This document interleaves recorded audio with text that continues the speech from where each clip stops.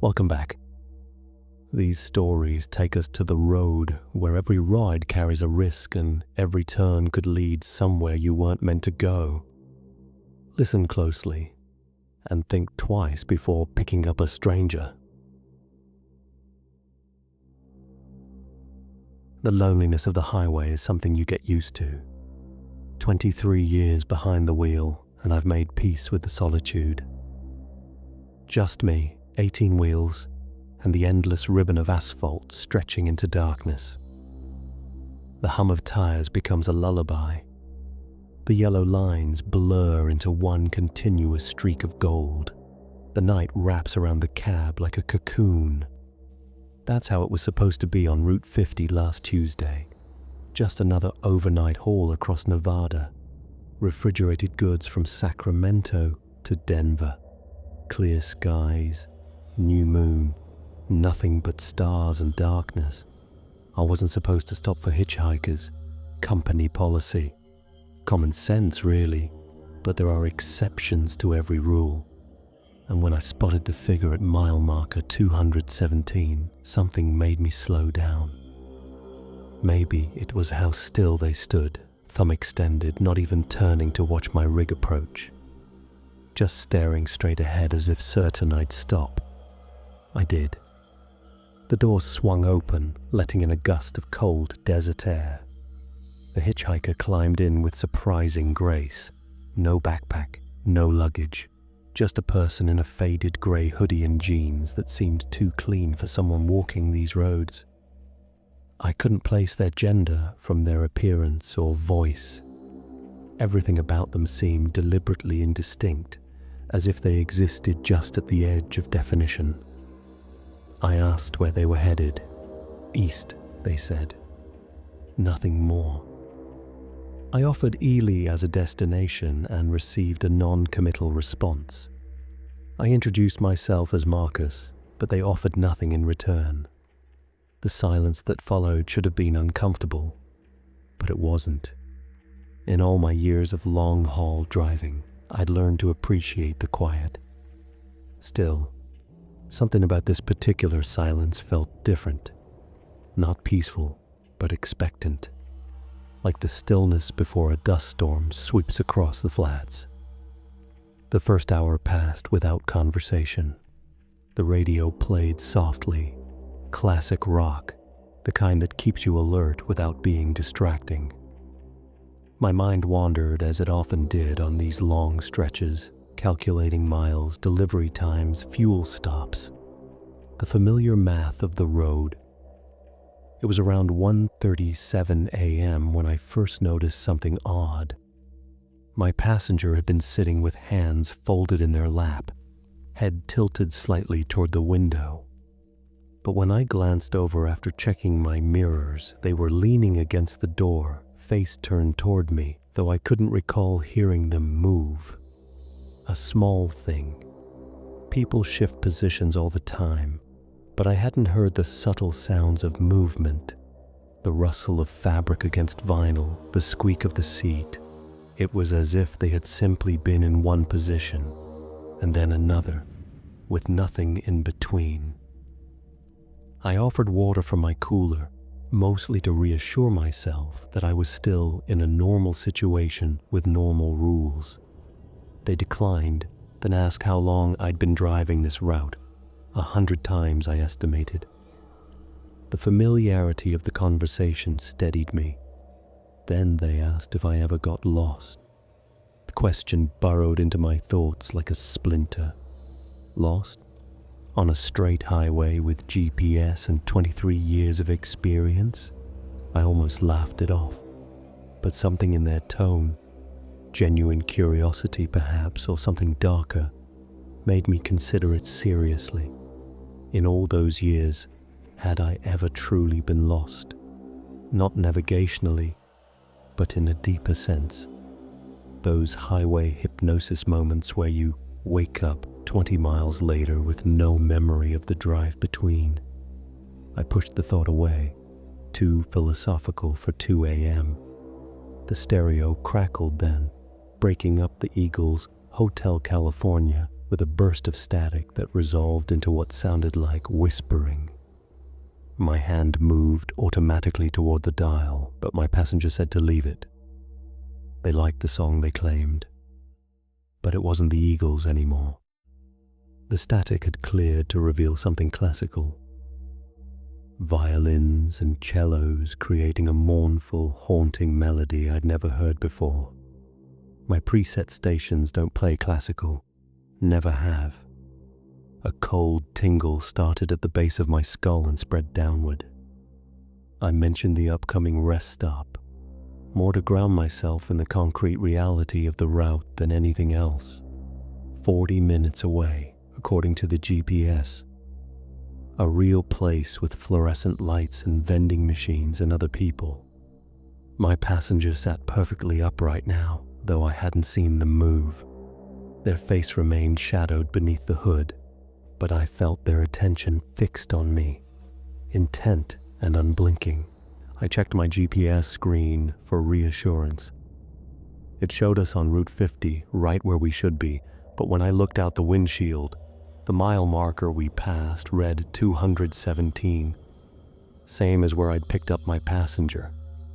Impossible. We'd been driving at a steady 65 miles per hour for over an hour. We should be miles beyond that marker. Had I misread it? A trick of the headlights, perhaps? Or fatigue playing with my perception?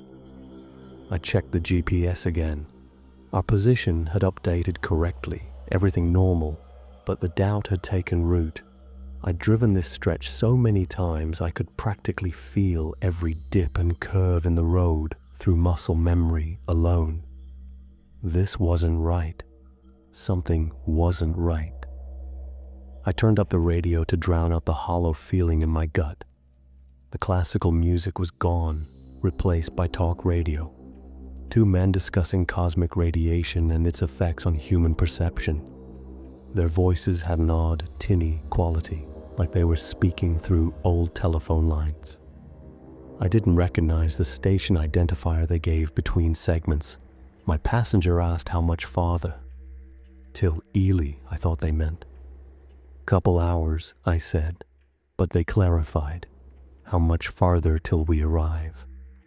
The same answer, I insisted, feeling unease crawl up my spine like a centipede. The way they emphasized arrive suggested a destination I hadn't been informed of. I don't think so, Marcus, they said. The use of my name sent a jolt through me. Had I actually told them my name earlier? I thought I had, but suddenly couldn't be certain. The habit of 23 years made me check my mirrors. In the left mirror, I caught a glimpse of my passenger's reflection. The hood was down now, revealing close-cropped hair and a pale face with features that seemed to shift slightly, refusing to settle into anything recognizable. But when I glanced directly at them, the hood was still up, hiding everything but a sliver of chin. My hands tightened on the wheel until my knuckles whitened. Cold sweat beaded along my hairline. The temperature in the cab seemed to have plummeted, though the climate control was set to its usual 72 degrees. I mentioned the chill, reaching for the thermostat as an excuse to do something normal, something that made sense. Their response about it always being cold in the spaces between sent needles of ice through my blood. Spaces between what? I wanted to ask, but feared the answer. The radio changed again, static, then what sounded like a broadcast in another language, then more static. Through the interference came my name, repeated 3 times in a voice that could have been mine, if my voice were being filtered through something inhuman. I shut it off with a trembling hand. Had I met this person before? The question formed in my mind with increasing urgency. There was something familiar about them, but I couldn't place it, like trying to recall a face from a dream. They asked what the GPS said now, and when I looked down, the screen showed us approaching a curve that wasn't there.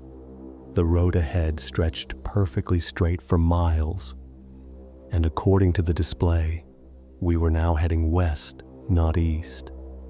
I tapped the screen, telling myself it was malfunctioning. The image flickered, then showed our position correctly again, east on Route 50. Then I saw the mile marker, 217. My heart kicked against my ribs like it was trying to escape. I'd been driving steadily for nearly 2 hours. We should be at least 130 miles from where I'd picked up my passenger. The math was simple, undeniable. 65 miles per hour times 2 hours equals 130 miles, not 0. Not back where we started, unless we never left. I needed to pull over, check the truck, check reality. My passenger warned me I wouldn't find what I was looking for outside, but I hit the brakes anyway, guiding the 18-wheeler onto the shoulder. The headlights illuminated the reflective surface of a mile marker post. When I turned to my passenger, I found myself alone in the cab. The seat was empty, the door closed. No sign anyone had been there at all. No impression in the vinyl where they'd sat. No lingering scent. Nothing. I got out, circled the truck twice, checked under the chassis with my flashlight. Nothing. No one. Just the desert night and the soft tick of the cooling engine. The stars looked wrong somehow, constellations I should recognize but couldn't quite place, as if they'd been subtly rearranged. Back behind the wheel, I sat in silence for a long time. My logbook showed I'd been driving for nearly 6 hours since my last stop. The fuel gauge showed I'd burned through almost a quarter tank, but the mile marker insisted I hadn't moved at all. My thoughts chased themselves in circles. Had I imagined the hitchhiker? Was I losing my mind? Carbon monoxide leak in the cab? Sleep deprivation hallucination? But the cold certainty settling in my gut told me it was something else, something worse. I started the engine, pulled back onto the highway, and drove. The GPS worked perfectly now. The radio played normal trucker stations. Everything seemed fine, except I kept passing mile marker 217, again and again and again. I've been driving for 6 days now. The fuel gauge never drops below half. I haven't felt hungry or thirsty. I haven't needed to sleep. Mile marker 217 appears like clockwork every 20 minutes, no matter how fast or slow I drive. Sometimes the radio picks up voices, they know my name. Sometimes they sound like me. Sometimes like the hitchhiker. Sometimes like people I used to know. My mother, dead 15 years. My ex-wife. My son who doesn't speak to me anymore. Sometimes I think I see my passenger in the seat beside me, but when I turn to look, there's no one there. Just a subtle depression in the vinyl, as if someone had been sitting there seconds before. Sometimes I catch glimpses of other trucks on the road, but they vanish when I get close. I've tried flashing my lights, honking my horn. No response, no acknowledgement, just the endless road and the endless night. I've tried turning around, but the GPS always recalculates, and I find myself heading east again toward a destination I'm beginning to think doesn't exist. The only thing I know for certain is that I'm alone in this truck, or at least I should be. Last night, I woke up from what must have been a micro-sleep to find my hands still on the wheel, the truck perfectly centered in the lane. In the rearview mirror, I saw the back of my own head sitting in the sleeper berth behind me. I didn't turn around. I couldn't. The fear that gripped me in that moment was unlike anything I've ever known. Not the fear of danger or death, but the fear of seeing something that would shatter whatever fragile grip on reality I still maintained. Instead, I stared straight ahead and whispered, "Who are you?" The radio clicked on by itself, and through the static, I heard my own voice answer. I'm Marcus. If you're reading this, I've managed to get this message out somehow. Maybe I scribbled it on a receipt and dropped it at a gas station that isn't really there. Maybe I typed it on my phone during one of the rare moments when I get a signal from somewhere outside. Whatever you do, don't drive Route 50 at night. Don't stop at mile marker 217. And if you see a truck with my plates, don't try to flag it down. The driver isn't me anymore. I'm just the hitchhiker now. I've always been a careful driver, seatbelt fastened, hands at 10 and 2, 5 miles under the limit. My friends used to tease me about it. Grandpa Dan, they called me, though I'm only 32. But caution has always been my nature, especially on the road. That's what makes all this so much harder to understand. It was late September, and I was driving back from my mother's funeral in Oak Ridge. The emptiness of the day, the hollow words of condolence, the mechanical handshakes, the weight of things left unsaid, had left me raw. 5 hours on Interstate 79, then another hour on county roads to get home. The sun was already slipping behind the hills when I spotted him. Just a man with his thumb out beside a weather-beaten sign marking the junction of Tallow Road and Route 43. Something about him made me tap the brakes. Perhaps I just wanted another human presence to fill the silence. Perhaps I needed a distraction from my thoughts. Whatever the reason, I pulled over. He moved with an odd, gliding stride as he approached, like someone who'd been standing too long. Mid-50s, I guessed, with a lined face that had seen too much sun and not enough joy. His clothes were clean but worn, faded jeans, flannel shirt, canvas jacket. Up close, I noticed his eyes, pale blue, almost colorless in the fading light. They reminded me of ice on a winter pond, thin and liable to crack under pressure. When he settled into the passenger seat, he mentioned Millbrook as his destination, same as mine. A chill prickled along my arms. I hadn't mentioned where I was going. He gestured toward my license plate frame from Millbrook Honda, which momentarily eased my concern. It wasn't until an hour later that I remembered the dealership had closed 3 years ago, its frames no longer adorning any new vehicles. And mine was a recent purchase. We drove in silence for a while, the weight of the funeral still pressing down on me. My mother's face, peaceful in a way it had rarely been in life, the too sweet smell of flowers, the sound of earth hitting the casket lid.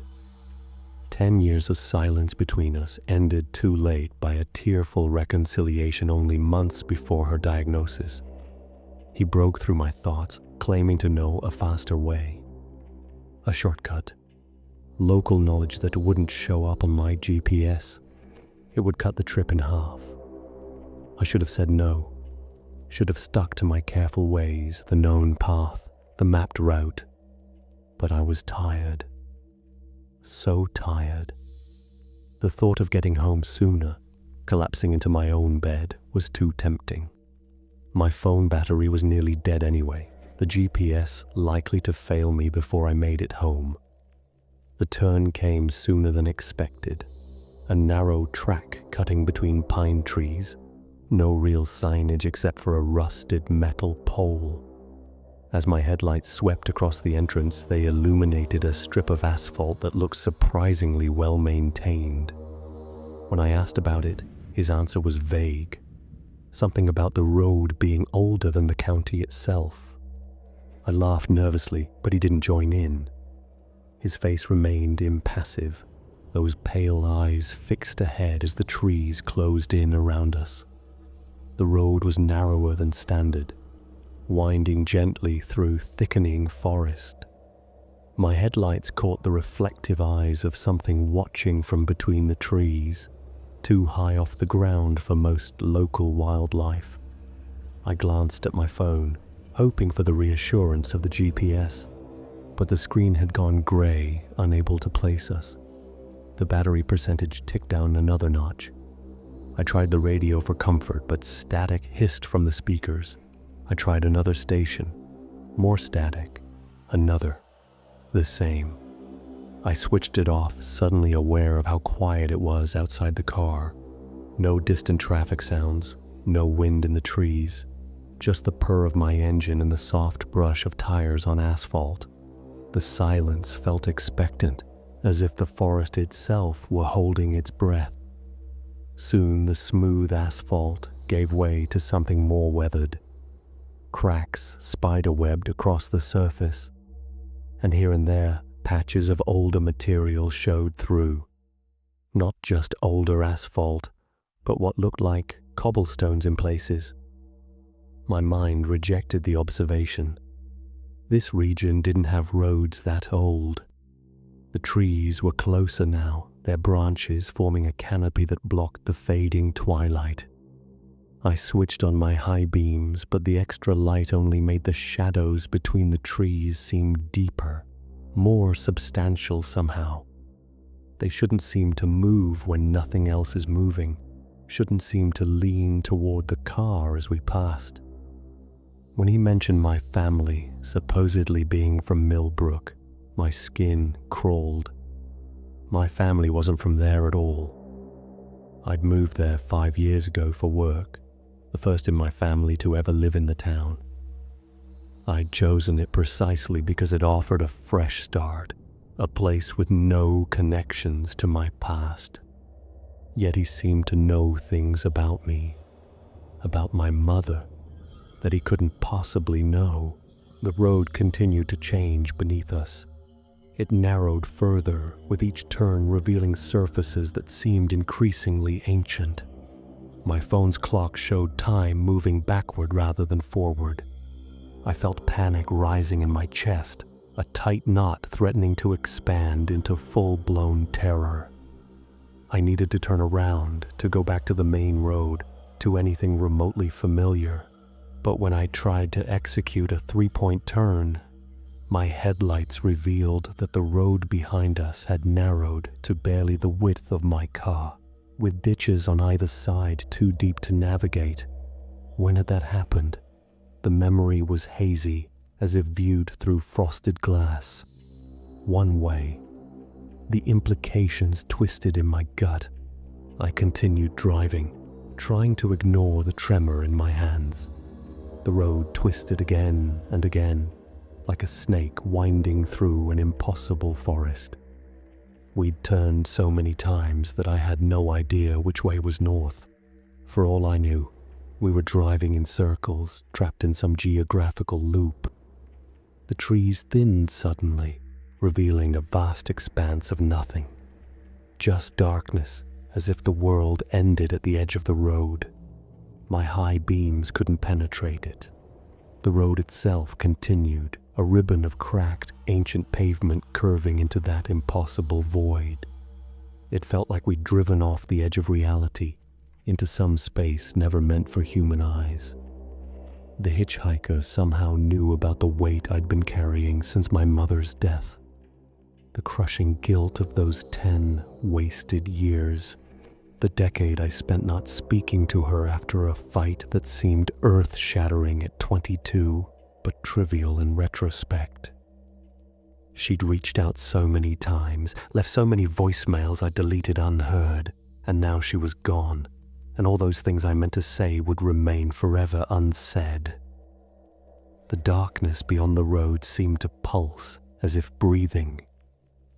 I could feel it watching me, considering me, judging me, not just the hitchhiker with his impossible knowledge, but the darkness itself, the road, the twisted trees. Everything in this place seemed sentient, aware, and deeply, profoundly wrong. My phone died with a soft beep, the screen going black. The car's interior was illuminated only by the glow of the dashboard now, casting eerie shadows across my passenger's face. His features seemed less distinct somehow, as if they were slowly erasing themselves. The lines around his eyes deepened to black crevices. The set of his mouth became fluid, mobile even when he wasn't speaking. I wanted to go home. Not just my house in Millbrook, but home in the broader sense. Safety, normalcy, reality. The childish simplicity of the desire was almost laughable in this situation. The road curved again, impossibly sharp, and suddenly we were descending. The darkness receded, trees returning on either side, but these were different again.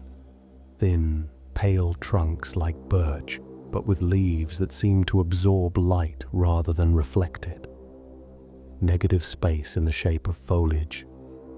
My headlights flickered, dimmed, then returned to normal.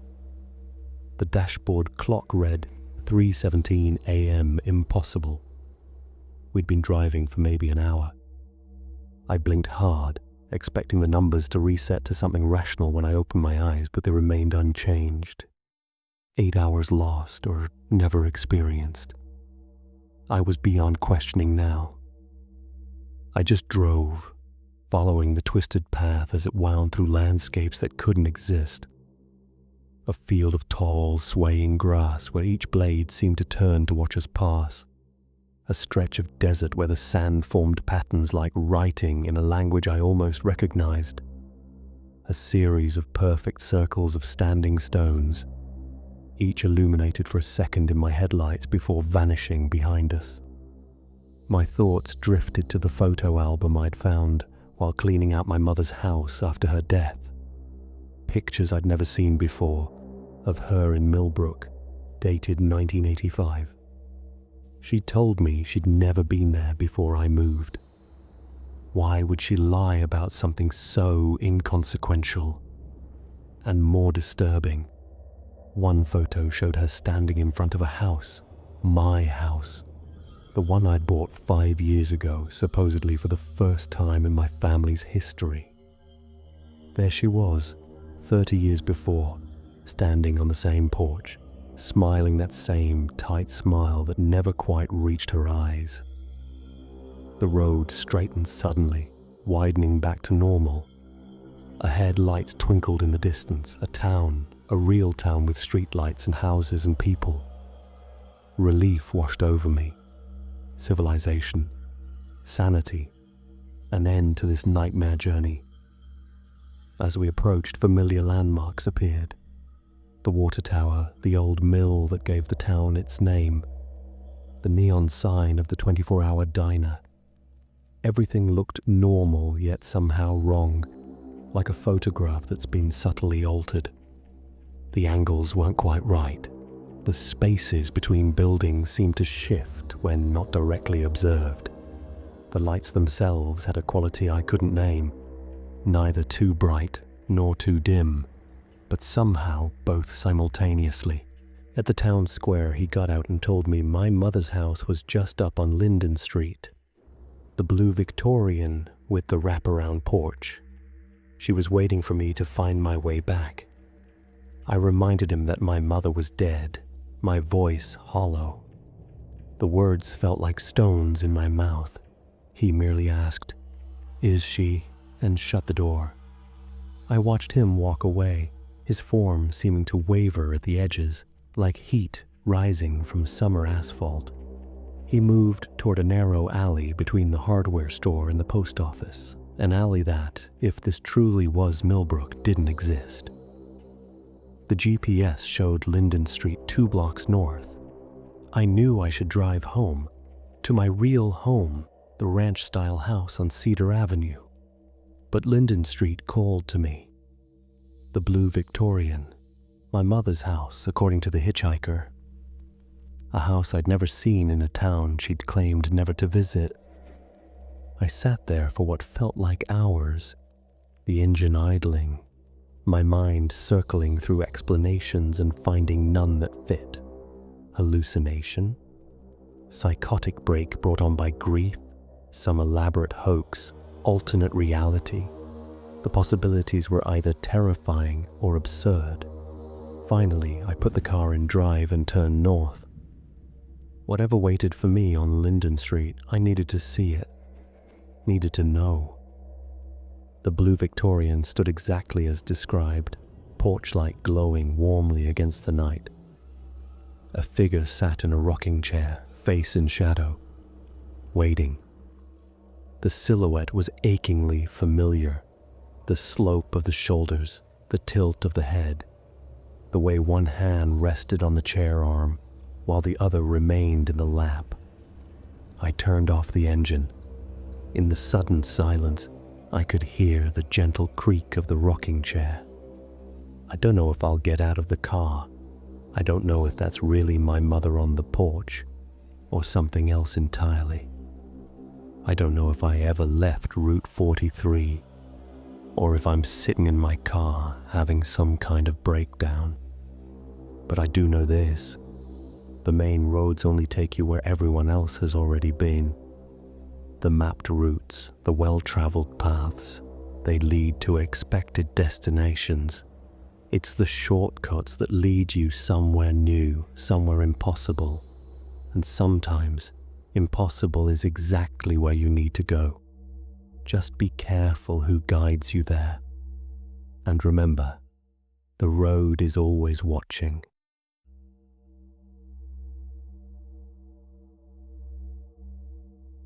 The low fuel light had been glowing for 23 miles, red and insistent against the dark cabin of my Peterbilt, a pulsing reminder that even 18-wheelers have their limits.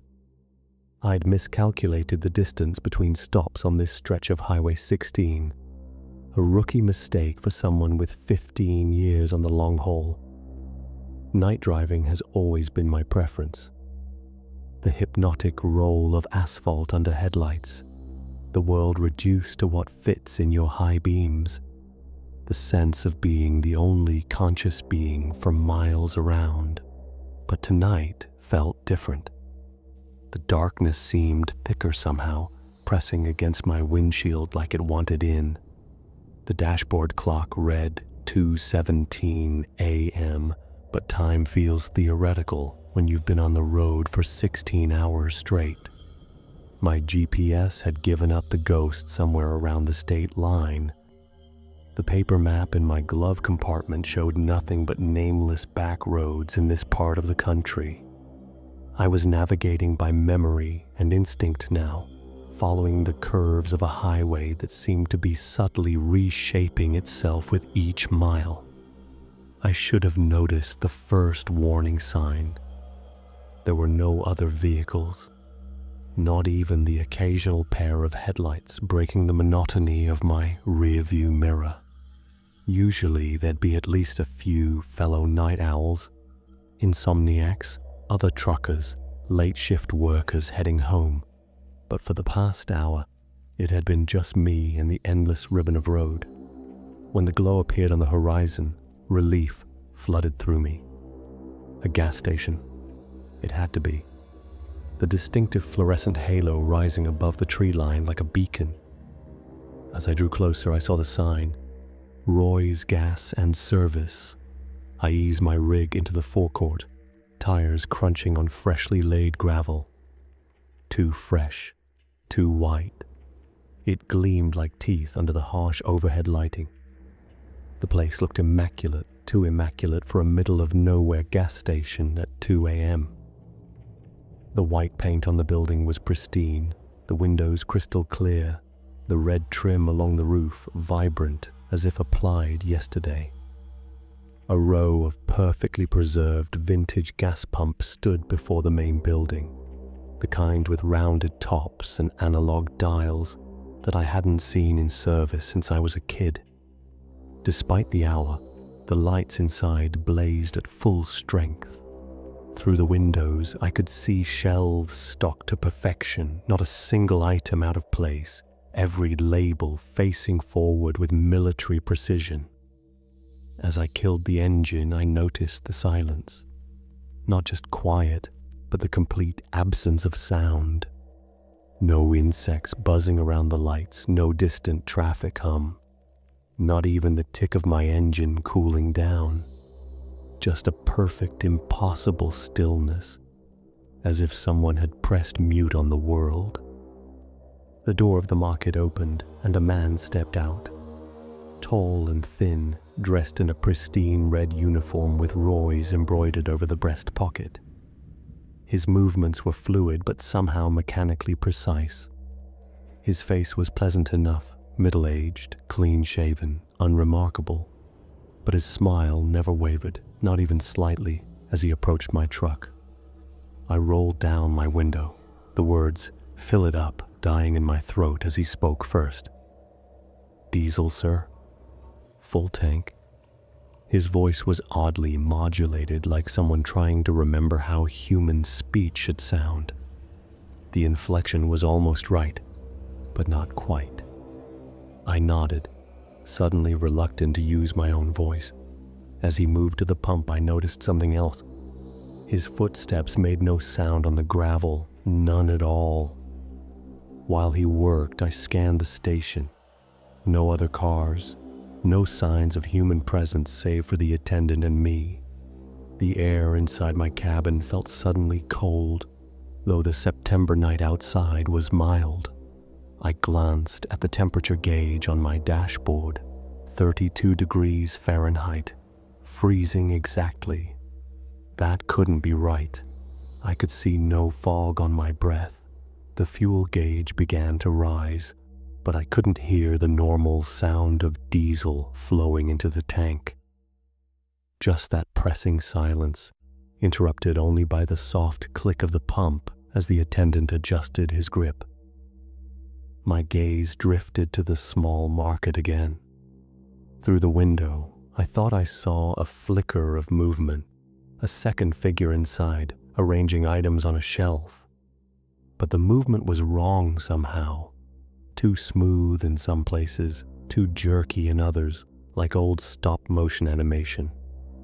The attendant finished and replaced the nozzle with the same eerie precision. He appeared at my window again, smile unchanged. "That'll be $47, he said, the words coming out as if carefully selected from a limited vocabulary.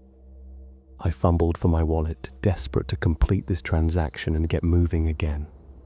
As I handed him my card, our fingers brushed. His skin was cold and slightly tacky, like chilled vinyl. A wave of revulsion shot through me. Whatever this was, it wasn't human, at least not entirely. He disappeared into the market with my card. I needed a new map, I told myself. That was a reasonable excuse to follow him inside, to make sure he wasn't doing something sinister with my credit information. But the truth was darker. I needed to confirm that what I was experiencing was real. Inside the market, the fluorescent lights buzzed at a pitch just high enough to set my teeth on edge. I wandered the aisles, reaching for a map, but froze when I realized I couldn't read any of the labels. They seemed to shift and blur whenever I tried to focus on them, like text in a dream. My mind struggled to make sense of what my eyes were seeing. Was I hallucinating from exhaustion? Having some kind of stroke? The attendant stood behind the counter, still smiling, my card in his hand.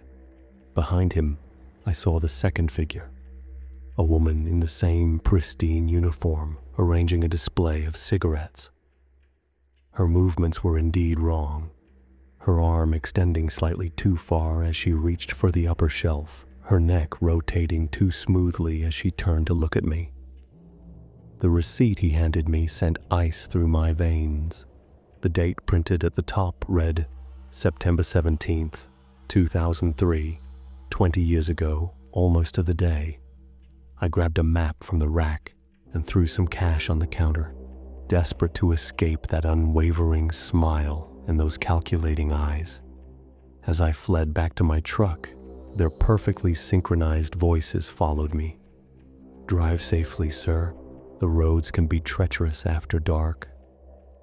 I pulled out onto the highway, relief flooding through me as the station receded in my mirrors. My hands were shaking on the wheel. I was just overtired, I told myself, hallucinating from too many hours on the road. The human mind does strange things when deprived of proper rest. The map lay on the passenger seat, and as the miles passed, curiosity overcame my unease. I glanced down at it, unfolding it partially with one hand. The paper felt wrong, too slick, almost damp, and the map itself showed roads that couldn't exist, impossible intersections, highways that looped back on themselves in Mobius configurations, towns with names that seemed to shift between glances. And there, in the center, a large red X marked Roy's Gas and Service. I crumpled the map and threw it onto the floor, wiping my hand on my jeans. The truck's headlights seemed dimmer now, struggling to penetrate the darkness ahead. The fuel gauge, which should have been showing nearly full, was dropping rapidly, the needle jerking toward empty in defiance of physical possibility. 4 hours later, as dawn broke, I pulled into a truck stop outside of Millerton. Real people moved about, bleary-eyed travelers getting coffee, attendants changing shifts, a dog running across the parking lot. Normal sounds filled the air, engines, conversations, birds. I felt myself beginning to relax, the night's experience already taking on the quality of a bad dream. Inside the diner, I ordered coffee, desperate for ordinary human interaction. When the waitress mentioned how tired I looked, I found myself telling her about the gas station, about Roy's.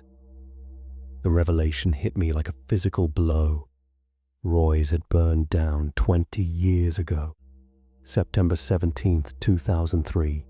An electrical fire in the middle of the night. Roy and his daughter both died in the blaze. Nothing left but ashes. I reached for the receipt, but where there had been a date and amount, I found only a dark smudge, as if the thermal paper had been exposed to extreme heat. How had my tank been filled?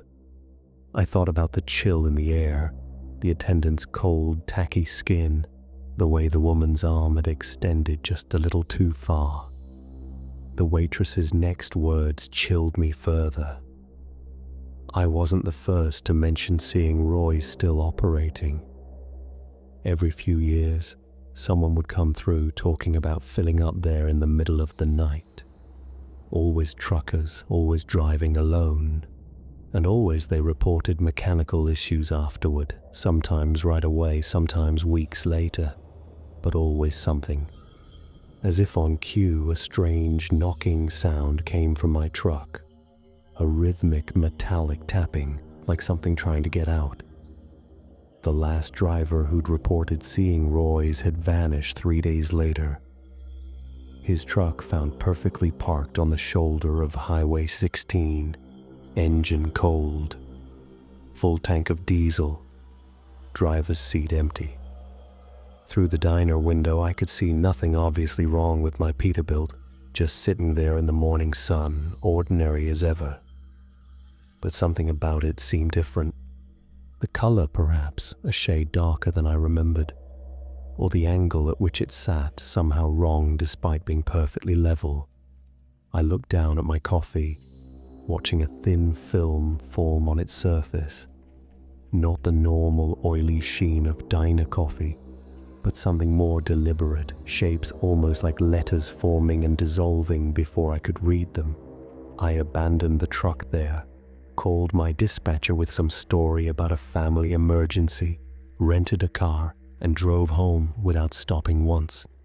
That was 6 months ago. I don't drive long haul anymore. Don't drive at night at all.